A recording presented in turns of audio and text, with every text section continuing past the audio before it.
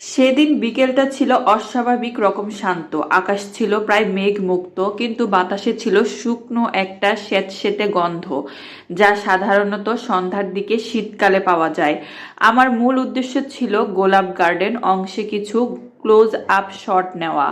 Camera, bag, ভারী tripod সব নিয়েই ঢুকলাম। ফটোগ্রাফার হিসেবে নিয়মিত প্রবেশপত্র ছিল বলে কোনো সমস্যা হয়নি।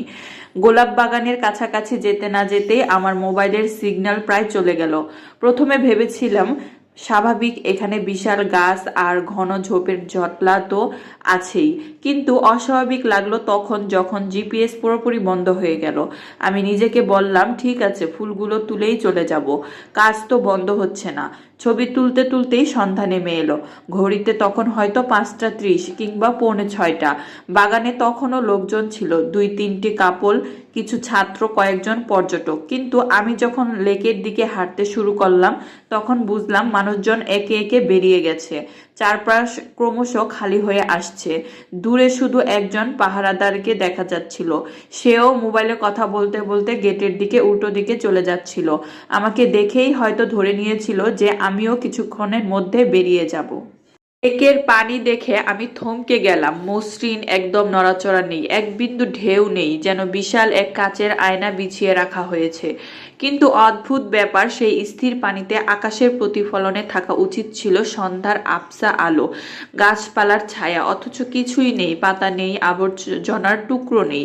পানিটা যেন অন্ধকার এক তেল রঙের ক্যানভাস, গভীর, নিস্তব্ধ এবং কালো। আমি হালকা শিউরে উঠলাম। মনকে বললাম, বৃষ্টি হয়নি অনেকদিন, হয়তো পানি অনেক শান্ত, তাই এমন লাগছে। ঠিক তখনই আমি দেখতে পেলাম লেকের ওপারে, যেখানে ঘন গাছের সারি শুরু হয়েছে, সেখানে দাঁড়িয়ে আছে কেউ একজন। দূর থেকে মনে হয় সাদা পোশাক পরা এক নারী।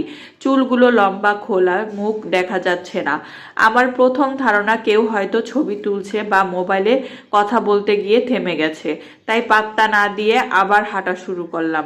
কিন্তু কয়েক সেকেন্ড পর খেয়াল করলাম নারীটা নড়ছে না, একটুও না, যেন পাথরের মতো জমে আছে। আরো অদ্ভুত হলো, লেকের ওপারে দাঁড়িয়ে থাকা লোকটিকে আমি আগে দেখিনি, অথচ মনে হচ্ছিল সে কিছু একটা জানে আমার সম্পর্কে। সে যেন আমার আগমন প্রত্যাশা করছিল। আমি ক্যামেরা উঠিয়ে জুম করলাম, কিন্তু লেন্স ফোকাস নিল না। কয়েকবার চেষ্টা করার পরেও শুধু অটো ফোকাস রিং ঘুরেই চলল, কিন্তু স্ক্রিনে শুধু ঝাপসা সাদা ধোঁয়ার মতো একটা আকার দেখাচ্ছিল, যা কোনোভাবেই কোনো মানব শরীর বলে মনে হচ্ছিল না।